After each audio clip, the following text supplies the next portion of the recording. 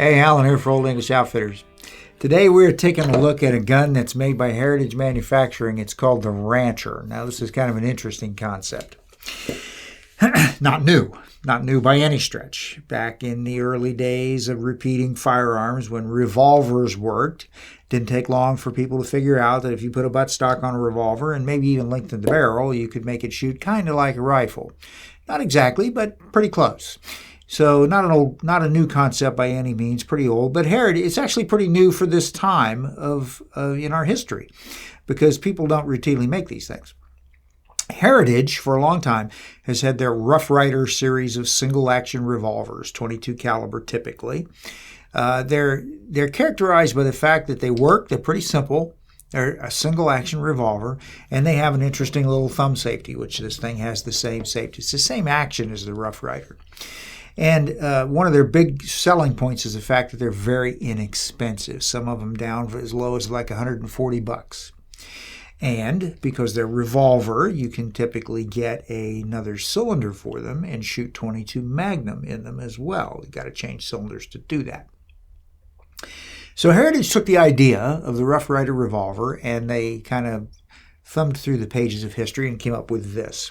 So this is the Rancher model. So it's the basic Rough Rider action. You've got the little safety tab there.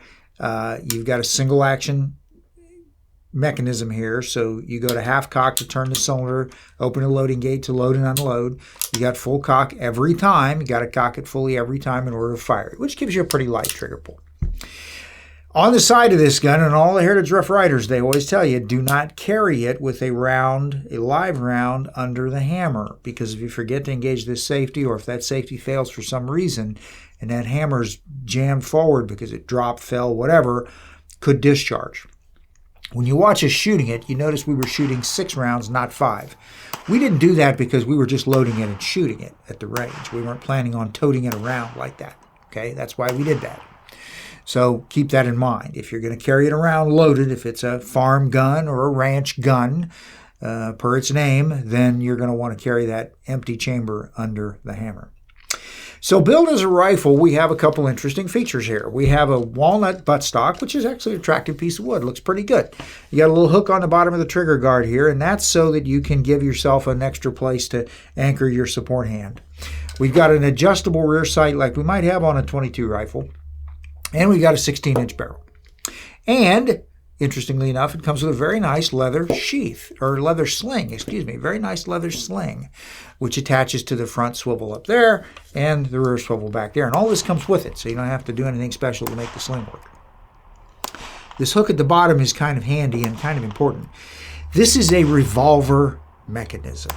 It's a revolver mechanism. Now, revolvers, as most of you know, but I'm going to mention it, you've got the cylinder, which holds the cartridges, and you got the barrel, and there's a gap between them because this has to turn, right?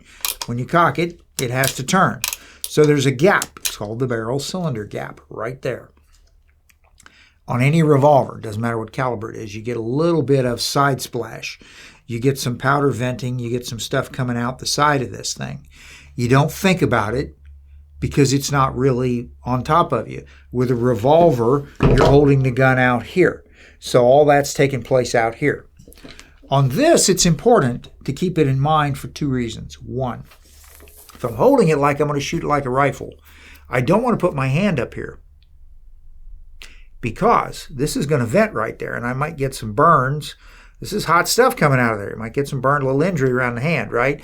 If you get up there, you're for sure going to get it. If you hold way out here, yeah, you might avoid it, but it's still not really recommended. If you had to do it, this would be the best way to do it. Get as far away from it as you could. But if you hold it back here, and if you use this little hook to brace your hand, it actually works pretty good. You got a good cheek weld on the stock, and this all lines up good. The stock's not too low or too high, so it works pretty good. You can get right on that thing and shoot it pretty easily. But another thing to keep in mind about this, which we noticed when we were shooting it, right here, I'm not like I'm holding a revolver where I'm holding it out here. I'm right up here. I'm only like this far away from that barrel cylinder gap. And we did get a little powder splash on the cheek over here from this. Not a big deal, but I would not suggest shooting this without eye protection.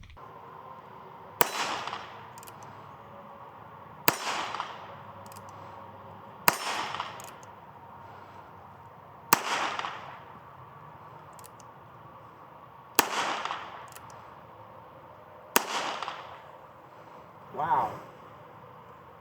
You always are recommended to shoot eye protection, right? Yeah, I get it. But if you're a farmer and you're out in the field or you're out doing whatever and you're running around doing your thing and you got this stashed as a pest weapon, an anti-pest weapon, rats or mice or whatever, you might want to keep that in mind. You don't want a hot powder piece getting into that eye, okay? I only noticed it on my left cheek. Didn't find anything over here. So if you had to in an emergency, I'd suggest closing that left eye. I don't do that.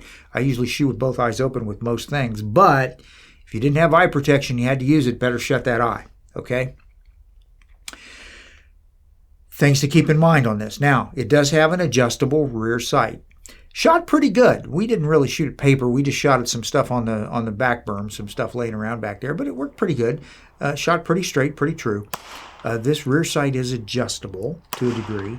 You can run the little ladder up, which raises the sight up and down for an elevation correction.